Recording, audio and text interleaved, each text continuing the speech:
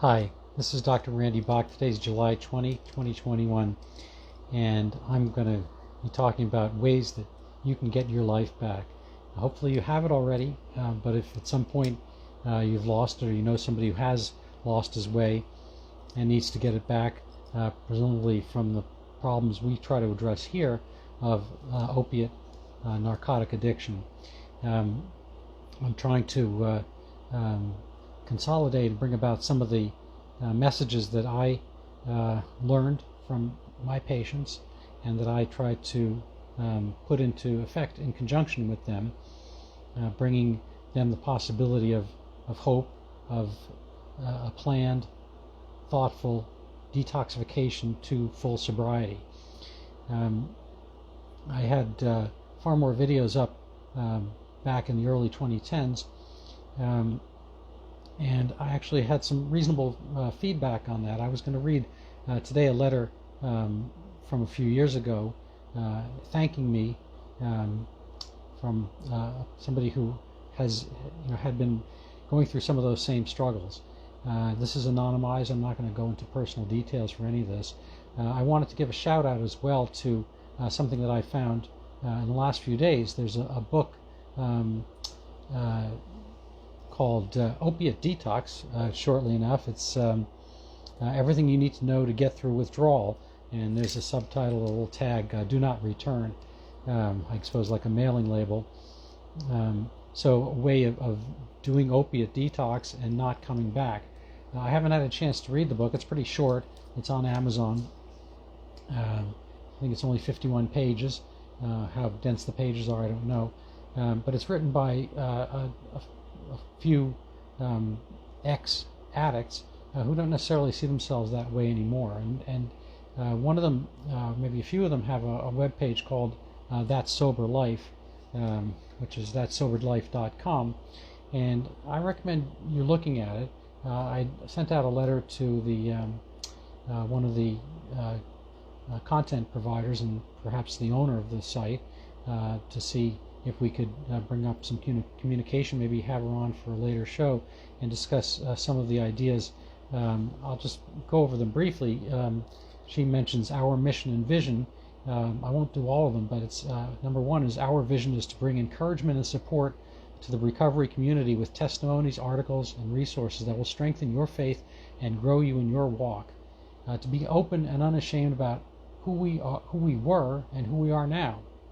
And I think there's a real important difference there, to spread the good news, to be faithful to a vision, to understanding that you're on a journey and you don't necessarily have to stay in one place.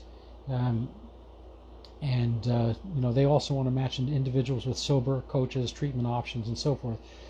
So I recommend looking at it. I don't know how active they are. I haven't had a chance on a personal basis to engage with them, but I liked a lot of the message, and I liked the message of the book. I don't necessarily endorse the book itself because, again, I haven't read it, and I think they're recommending kind of a home detox. The part that I was able to read on the preview mentioned getting the various ingredients you would need to keep as comfortable at home for a short and bumpy ride. But a lot of the message was, if somebody could tell you could get your life back and all the things you value about your life, if you only had to undergo, say, a bad influenza for 5 days or something like that, would you do it? Now I know results may vary person to person, and some people go through more in the way of withdrawal symptoms, and some people have more difficulty, and some people can't do it without having issues and whatnot. Overall, as I have mentioned previously, alcohol withdrawal is a more dangerous medical affair with possibility of DTs, delirium tremens, which occasionally can be fatal. But narcotic detox is very physically aggressive and symptomatic, with diarrhea, sweating, nausea, body aches, and headaches, and so forth. But it doesn't tend to be, a severe, life-threatening illness. I believe amongst the, tens of thousands of people who go to prison, who unfortunately, have to detox because they're in prison from opiates, detox from opiates because they're in prison, there's, I think, pretty much essentially a zero fatality rate year by year by year. So it's not a medically dangerous thing to do. But that being said, I don't endorse that. I think there are ways and places to undergo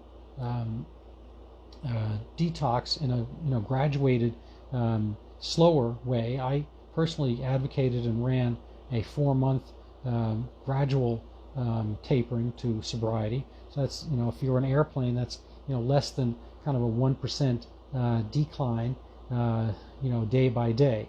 So it's not like a dive bomb, and it shouldn't be that physically difficult.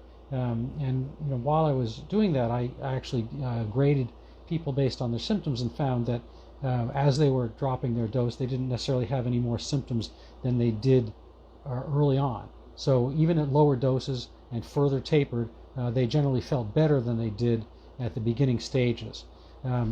So I wanted to, I was kind of looking back over some notes today without the idea of necessarily coming on and giving a talk, but I came across a letter that, frankly touched me, and I wanted to read it today. It's going to be anonymous, and I don't think there are any personal details to be gleaned from this, but I think it's something that's a message that would benefit people to hear. So this is it. Good afternoon. I'm sincerely hoping that this message may reach Dr. Bach, and I would appreciate you considering him to have the opportunity to read this. So it goes on. Dr. Bach, this is a message of gratitude, inclusive of no specific request or query, just saying thank you. I live in a certain place, and I'm currently in a program similar to the one you offer at the time, back in the early teens. I've been struggling with the pushback the doctor is constantly giving me to get a sponsor or attend daily meetings, along with other recommendations that seem standard for those treating the disease model. I came across your videos and talks on YouTube. Now, before we go much further, I am not opposed to people, getting sponsors and being in 12-step meetings and so forth. I'm not a big fan of seeing addiction as a disease. We have issues sometimes with smoking too much. We don't consider that a disease. We consider it a problem of smoking. Sometimes we're eating too much. We gain weight. I know some people can see obesity as a disease, but I don't think overeating is a disease. I think we have urges. Some people might be running, every day, or doing certain activities which they, might feel are addictive, but I don't think putting each and every one of those as a disease is helpful. Back in the day, Tiger Woods, when he got caught, kind of cheating, he said he had a disease, a sexual addiction disease. I think, he didn't think he had a disease while he was doing it. He was having fun. It's somewhat easy when you're, having problems to blame things as a disease. And I understand that people have difficulties and they do things they shouldn't do, and they, should have, better behavior. But we are imperfect creatures, all of us, and we all have issues and problems, and we need to reach out to each other and to help fix those. Anyway, let's kind of go on back to his letter. I appreciated hearing about people who had talked about their treatment, and I just wanted to thank you for providing another perspective, one that is in line with my ideology of personal responsibility. I don't wish to politicize this issue. On a personal level, I've found your approach to be aligned with my principles. And after some weeks and months of being browbeaten, I suppose by his own physician, about accepting his powerlessness and being asked to adopt a lifelong self-identification as a sick person with a chronic, life-threatening disease, addiction, I guess, and maybe that's from the 12-step also, hearing your perspective has really given me a boost this week, just at the time I most needed it. Actions have consequences, and one need make an appropriate adjustment to correct the unwanted consequences. It's all in our choices. Taking away my power to choose just felt wrong. My life, and this is again his letter, my life didn't need to spiral out of control in order for me to own up and take some personal responsibility for the fact that that behavior that had been fun had become a financial burden and a lien against my greater life goals. And he says he likes my credit card analogies, which I had done previously. Though through some luck, surely it didn't take an arrest, a divorce, a bankruptcy, an intervention, or any other external negative consequence for me, that's him, to decide it was time to take corrective action. Nor did he need to lie, steal, prostitute himself, or rip off people. If he had the extra cash on hand, he made a conscious, rational choice of what to do with it. So he asks, so why was I, that is he, being treated the same way as someone who had actually had their life fall apart? It didn't make sense that I should rely on the advice of someone who had probably been 10 times worse off than I for 10 times as long, that is a sponsor, in order to put together clean time or grovel to after relapses. It didn't make sense that I should go hang around people who identify themselves as, quote, engaged in a lifelong battle against themselves. So, that's his point, that he, didn't, I don't know his story. I've never met him. This is just a letter. And again, it could be real. It could be, I suppose, a fiction. But I think the points he's bringing up are interesting. And even if it's a story, it's an interesting story. When you join, I guess, these 12 steps, whether it's AA, Alcoholics Anonymous, or NA, Narcotics Anonymous, I think there are many, many good aspects to it. I think that there is, the sense of a divinity, the sense that you are, giving yourself up to a greater power. Now, that greater power is within ourselves, and we all understand that there's ways in which we fail and we don't measure up against our own expectations, and whether that's kind of what the divine has for us or what we have for us or our parents or our community, I think the sense of guilt is really deep and widespread amongst us. And I frankly don't even think it's just humans. When you have pets, we have had many dogs over the years, and when you come in the house and there's something amiss, we've had pairs of dogs and sometimes 3 dogs, and it's not that hard to tell which dog had done it. I'm sure you've seen pictures on the internet, cats pictures and dog pictures, and there's one dog, with literally a hangdog look, and they know they shouldn't have done what they did. They understand they have a place in the household. I suppose if they were out in the wild, they might be feeling differently, but they get that they're getting food from you, and they they give some benefit as well. But when they act against kind of the dictates of what they should be doing, they feel it and they show it. We do that too. We're not any different. Now, when the dog does something wrong, if he does it wrong repetitively, I wouldn't necessarily ascribe it to disease. Dogs can be trained, maybe at a certain age. Expression, it's hard to teach an old dog new tricks. I don't like to think that we are worse than that. I think we can be taught things as we go. We have our kind of YouTube sensibilities. We pick up, learning how to, fiddle with our carburetors and fix our, golf swings and all that kind of stuff at any given age. People learn. I don't want to give away too many relatives here, but I have a relative who picked up golf at a late age, and he got to be pretty good. He spent time with it, and he got better, and that was irrespective of the fact he was in his 70s. At any rate, I don't like to think that we can't learn better techniques, not just for golf strokes and tennis strokes or recipes and whatnot. I think we can work on that type of thing ourselves as well.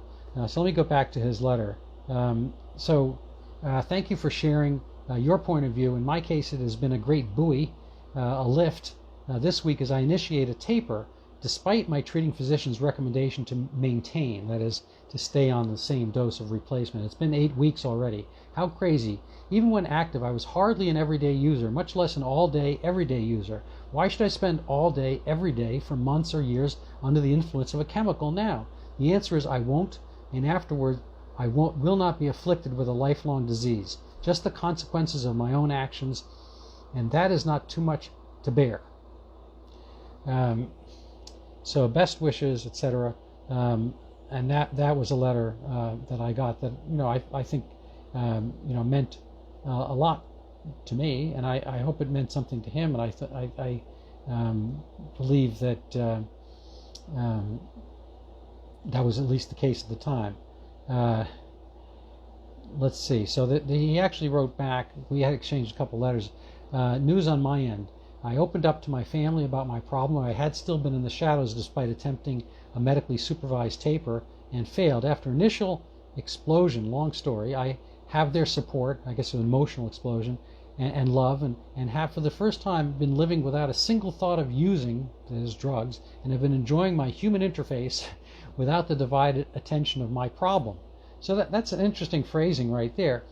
I think he's a good writer, actually. And I suppose the explosion was kind of the uproar, people finding out the things he'd been doing, and maybe there had been some lying, and oftentimes there's some money exchanging, one direction, that is from other people to you, the drug user, and that has to be gotten over. People are not necessarily all kumbaya. It's like, oh, that was great, now you're on drugs and that's fine, I don't care that you took money from me or whatever. People, they kind of need to be assuaged is a word. I need to be calmed and brought into the loop that you're going to, in the long term, fix yourself. I mean, the short term, fix yourself. In the long term, try to fix the relationship. Try to stay away from kind of any abuses and manipulations. So he carries on. In a week, I went from 8 milligrams, this is Suboxone, to 2 milligrams for the past 3 days with only minimal discomfort, the kind one uses to remind themselves why they aren't using. That's an interesting point right there. I have to think about that. I suppose what he's saying is that the little bit of symptoms he's having and having dropped, gives him the sensibility that this is something he doesn't necessarily want to be doing in the future in order not to have this kind of same symptoms from withdrawing once again. And he goes on, I've been showing my my wife, these are my older videos, and she loves them. She's not okay with the racket that is maintenance and believes your approach, analogies, and beliefs are the correct ones. So I appreciate that. That's that's an interesting thought, and it's a nice compliment. And I'm probably going to call it a day on this. I think there's some things to think about here. And this, again, I don't think it's a one-size-fits-all. I don't think shoes, pants, cars, whatever, I don't think any individual item is for everybody. You kind of have to find your own right thing. But I do think that we have to work on diminishing excuse making. I think a lot of times that happens after the fact. An example I used was Tiger Woods, but there are others out there where people do things that people do because they like doing them, or they get carried away doing them, or they have the power to do them, and they're not necessarily always considerate. And over time, they have to think about better ways to do things. And when you are kind of working more within the realm of what you are meant to do and what you should be doing, you feel better, and you don't necessarily need to kind of escape in the same way. And then you don't necessarily need the drugs to take away the pain that you're having from within your life. So anyway, I'm happy to listen to questions about this, and I'm going to call it a day. I hope you have a good one. Thanks.